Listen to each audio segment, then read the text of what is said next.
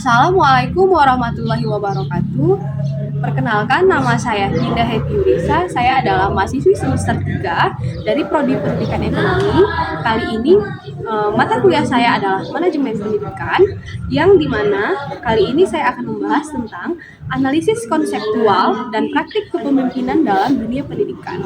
Nah, pengertian dari kepemimpinan itu, teman-teman, adalah seseorang yang memimpin lingkungan atau sekolah seperti mengarahkan, mempengaruhi, menginspirasi, lalu menggerakkan seluruh warga sekolah itu yang dinamakan kepemimpinan dalam dunia pendidikan.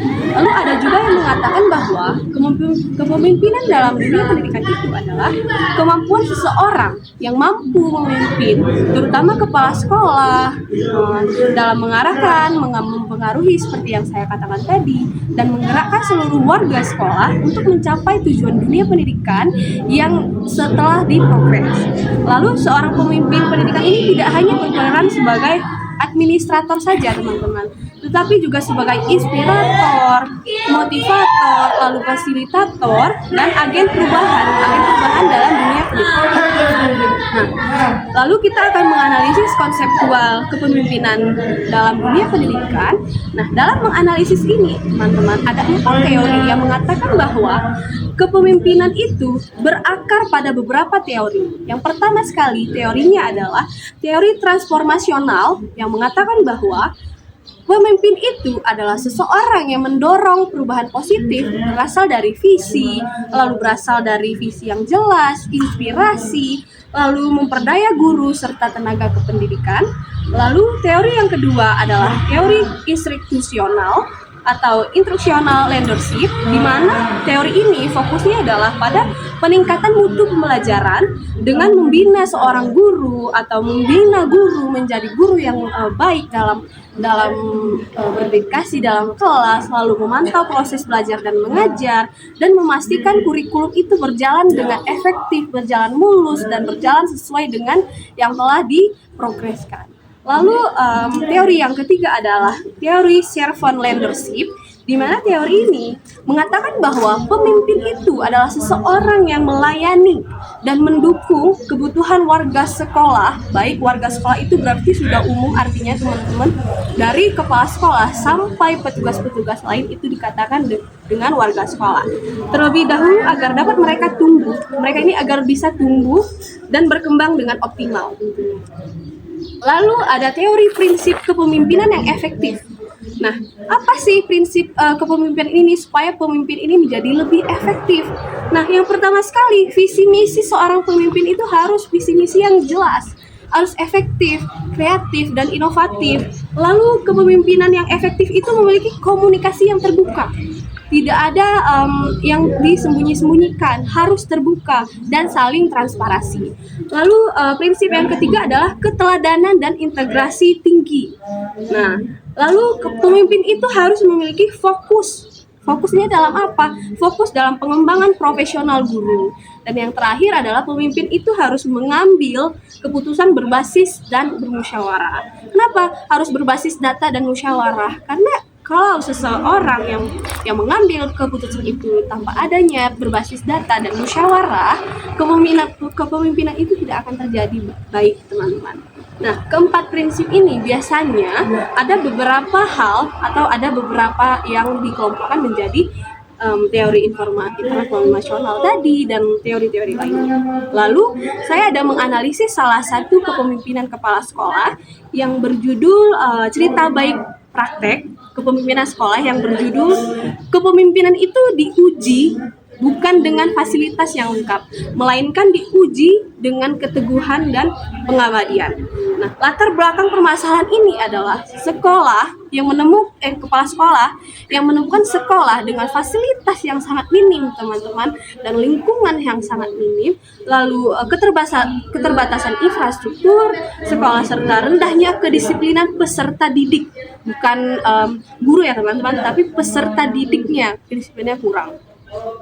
Dan berdampaknya apa? Berdampak sangat signifikan terhadap proses belajar dan mengajar. Lalu bagaimana praktik yang baik untuk memecahkan suatu permasalahan yang ada di sekolah ini?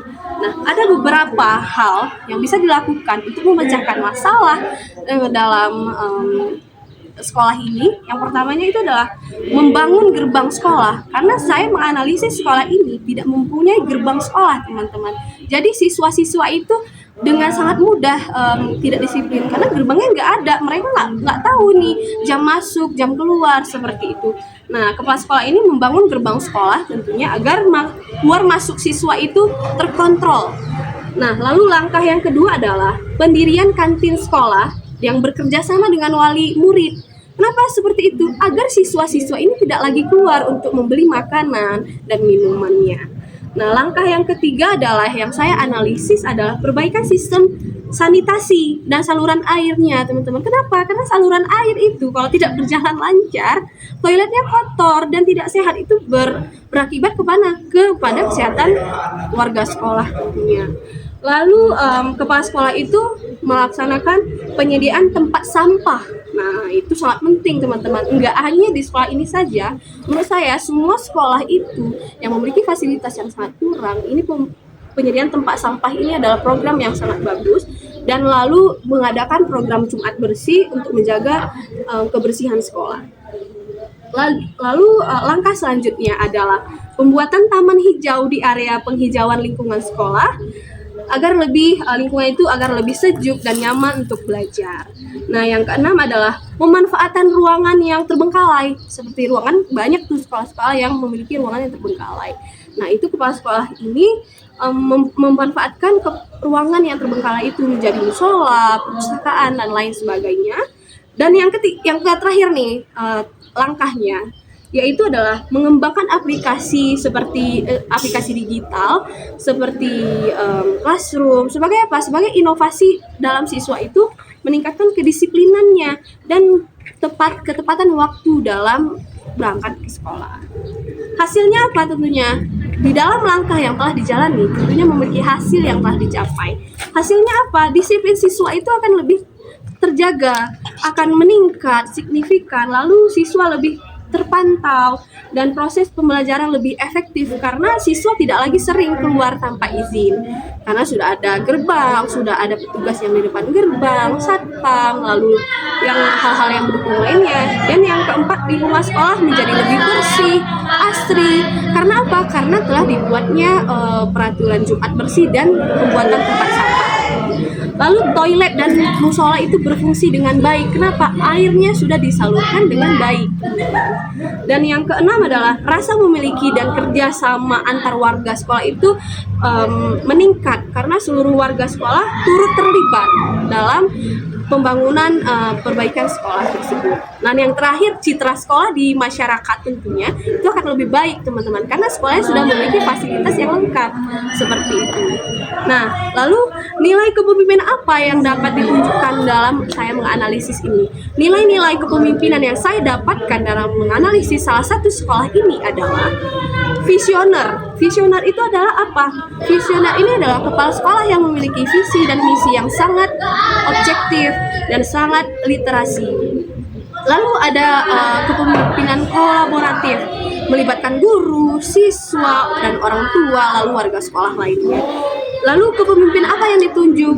Inspiratif, menjadi teladan dan membaca dan menulis. Lalu ada inovatif. Inovatif itu apa? Mengubah kebiasaan belajar menjadi lebih menyenangkan. Oke, teman-teman, mungkin itu saja yang saya analisis dan saya katakan hari ini dari saya menganalisis dan menonton video kepemimpinan kepala sekolah yang ada di luar. Nah, kesimpulannya apa, teman-teman? Kepemimpinan yang kuat itu adalah visioner, menjadi kunci keberhasilan sekolah dan warga sekolah dalam menghadapi perkembangan zaman melalui praktik seperti tadi. Kepala sekolah mampu mengatasi teori kepemimpinan di dalam tindakan yang berdampak langsung bagi siswa, masyarakat, dan warga sekolah. Mungkin hanya itu yang saya dapat jelaskan mengenai analisis sekolah yang saya lakukan. Lebih kurang saya mohon maaf, saya adalah seorang mahasiswa yang terus masih belajar. Terima kasih. Assalamualaikum warahmatullahi wabarakatuh.